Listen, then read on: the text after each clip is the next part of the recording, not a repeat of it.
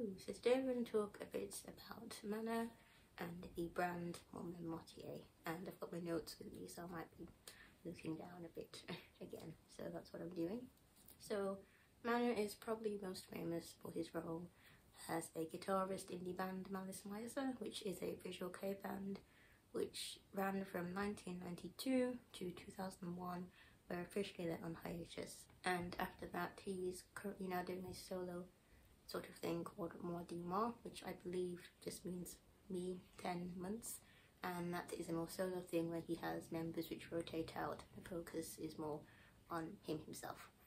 And looking at Mana and Moi and the whole visual kei thing, you can see there's a lot of elements which work really well with gothic lolita already. He already dresses in very female sort of clothing, and I believe there is an element of drag, as he has referenced himself as an onigata in the past, which is in the kabuki plays when a man would play a female role. So they're essentially getting drag and you know, wearing female clothing, not female clothing, obviously clothing doesn't have gender, but for the purpose of this they would wear female clothing to play a female role in a play. Between Mana and Moi doing its thing in 1999, at the turn of the millennia, we get the brand même motié, and I believe it sort of translates into the idea of being an alter ego and being oneself, which again I think falls into the idea of wearing visual kei fashion and it being you, but also being a very elevated, also different part of you at the same time. And I believe Mana came up with the term himself, as he actually does speak some French apparently, but we don't actually have any proof of this because he very rarely speaks in public. I believe it's to sort of create the illusion, again going back to drag, if he speaks in his just voice, because he has a very deep voice, it ruins this illusion of him being a woman, or I suppose maybe some sort of genderless being. Yeah, so it's sort of to keep up this illusion of being a woman, and I think perhaps it also ties into maybe good branding because it's just something quite novel and different. So what normally happens if he's doing some sort of public thing, he will whisper into the ear of an assistant, and the assistant will actually relay what he's saying, so we don't actually get to hear his voice. Although that being said, there are a couple of instances of us hearing his voice. They're not that much, but we can sort of hear it, sort of deep voice mumble sort of thing. In the first clip I found, it is an interview in, I think it's in 1996, and it was on a Japanese TV show called Hot Wave, I believe, and Mana and Moi being interviewed, and he introduces himself.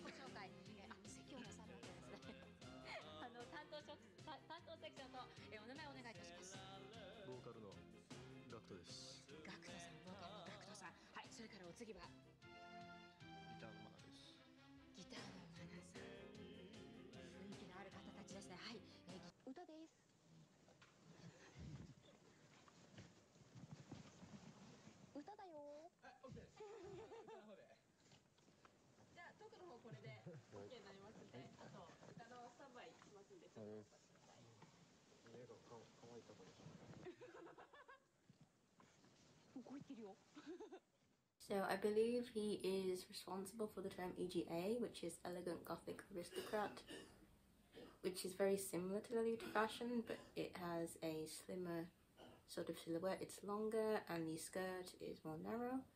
And I think he may also be responsible for the term Elegant Gothic Lolita, or EGL, although it's such a ubiquitous term, I just feel it came before him, but I'm not really sure. Mana and Moi is the only brand I really see reference that term, so I'm not quite sure about that one. But anyway, I thought it would be quite fun to read the brand concept so you well, get a concept of what the brand is all about.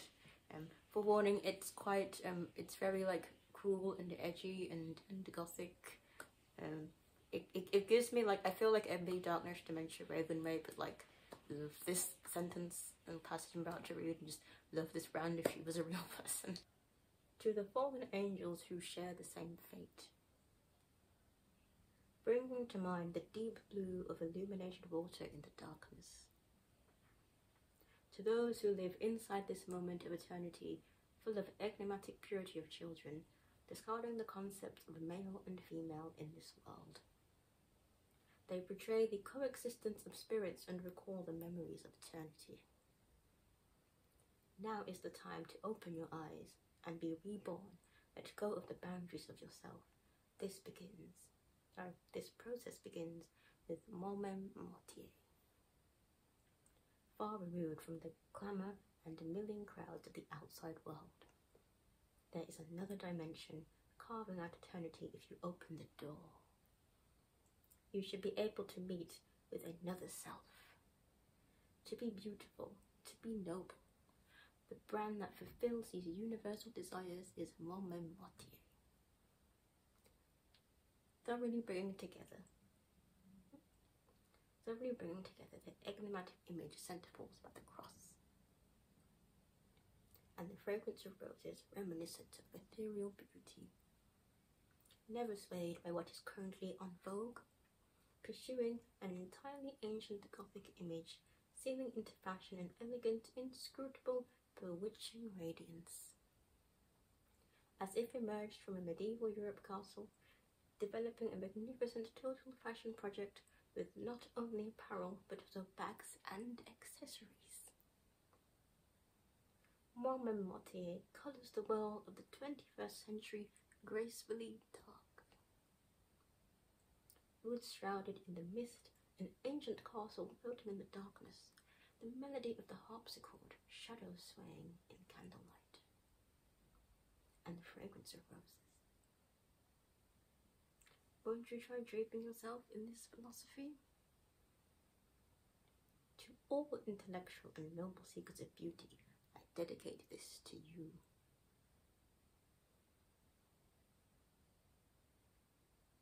Mana and Moi was founded in 1990 by Miser / Moi guitarist Mana.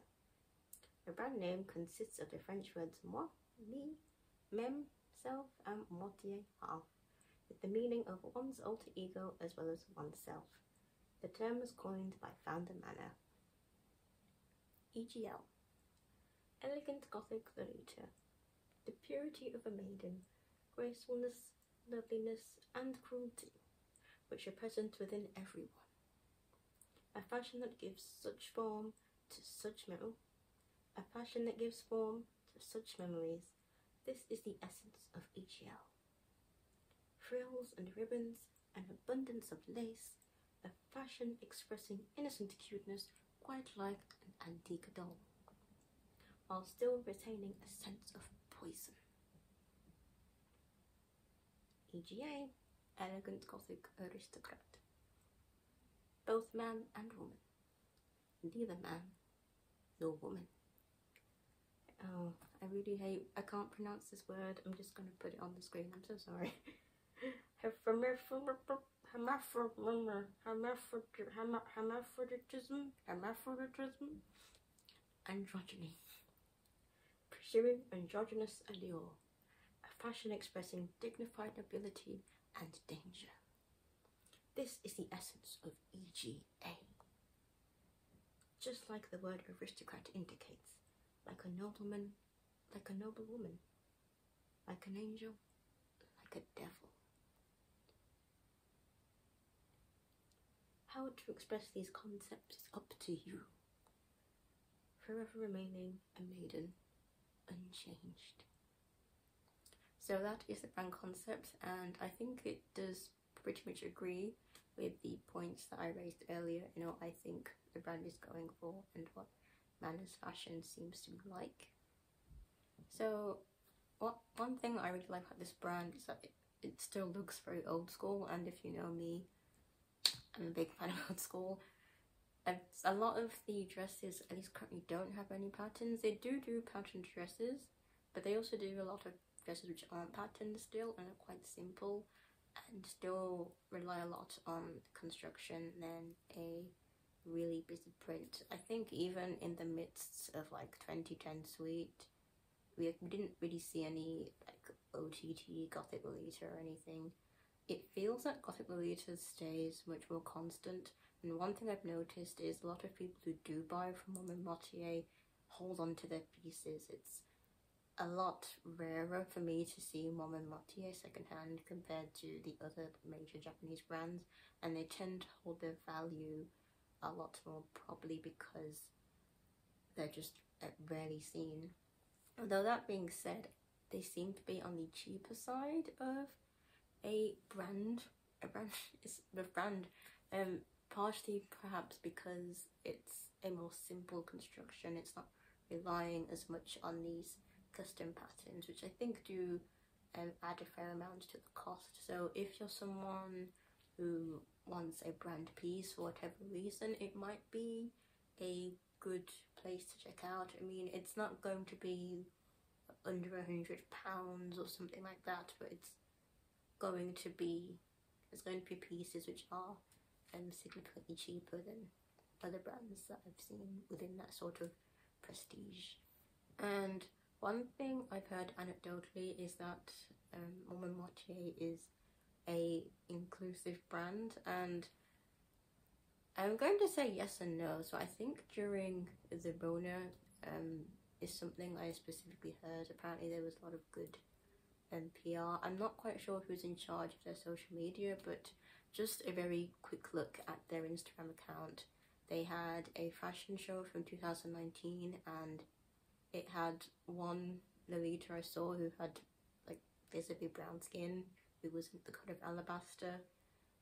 That being said, the other models looked very pale and thin, but honestly, I feel just having one Lolita who's visibly brown is a big deal. I mean, the bar is on the floor. The bar of representation is on the floor, so that's all that I've seen from other brands, if I'm honest with you. And recently, they still post like fans, like people who buy the products, and in that I have seen people of colour from what I've seen, so they don't just post the people who meet some perceived ideal of being skinny and really pale, which again is much more than I've seen from these main Japanese brands. Again, bar on the floor. That being said, I had to look in the stories for this. I had to go searching for this. If I'm just going to scroll down the page, everyone is skinny and really pale. They're a very pale East Asian person, or they're just white, and there is like no representation to be seen. So I just feel there should be more. I know people will say, oh, but it's a Japanese brand, blah de blah. Well, they're selling on an international world stage. You can easily access their website of where to buy it. The website's in English. They're shipping worldwide. I'm sure they have other languages as well. But the idea is they're selling on a worldwide stage. This is for a worldwide audience, and I think they should reflect their worldwide audience. People look different. People come in different shapes. People come in different sizes. People come in different colours, and all sorts of whatnot. And this isn't just a Même and Moitié issue. I think it's just an issue with all Lolita brands that like these main ones. They just don't really do it, and in some sense I think it's a sort of exclusivity thing. A bit like how when you look at luxury fashion, they're only going to hire like really tall, like conventionally attractive models. If they hired average looking people, it sort of doesn't evoke this image of you will become this otherworldly, amazing, beautiful, everything you could ever want person in this outfit if they had someone pretty average looking in it. So I get it in that sense, but I still think they should represent different kinds of people, because different kinds of people buy your clothes in Lolita. That being said, one thing I did really like is that I think they only did this really during 2020, but they had a little pet section in the stories where people posted images of their pets in Même and Moitié outfits, and I found that really adorable, and I love that. And oh, I kind of want to do that when I get another pet, but that's just a little thing I thought was quite cute. And that's basically it really about the brand. It's the cool, edgy, gothic part, and it seemed to be the most sort of steady one as well. It's quite interesting because a lot of brands have gone under. I believe Victorian Maiden went under quite a few years ago, and they were more classic, who relied on basic construction and didn't really go towards pattern as much. But they've unfortunately gone defunct, whereas brands like motie haven't. And I believe it has a lot to do with Mana just being such an icon in and of himself, but also the fact that it's carved out a niche within a niche. It's the people like who dress in gothic are probably not as big as, let's say, the people dress in sweet, but they are there, and they tend to again buy these pieces and hold on to them and just really go for the brand. So it's sort of again carved out a niche that works, which I find quite interesting because I don't know that many like gothic lolitas. A lot of lolitas in my local commune lean a bit more classic, and I don't know anyone personally I think who actually has a même motié piece. But I do appreciate that the brand is still around, and I appreciate the old school, and I do kind of want to get a couple of the things now. But again, I just find it really interesting because I feel like the main sweet brands get all the marketing and the rep, and you'll see, and you almost kind of think, well, what the classic girlies doing, and what are the gothic girlies doing? Like, I don't know. And turns out they're thriving and surviving, and I'm really happy for it because I need me some edgy dresses. So that's it for now. That's a bit about the brand, and hopefully that sheds some light on who Mana is and why we always make jokes about Mana-sama and sort of putting him as some sort of a mascot figure of Lolita, and how he's become such a almost key character towards Lolita pop culture. And again, I'm not the best at finishing these videos for some reason, so I'll just end it. Hope it was good. Yeah, bye.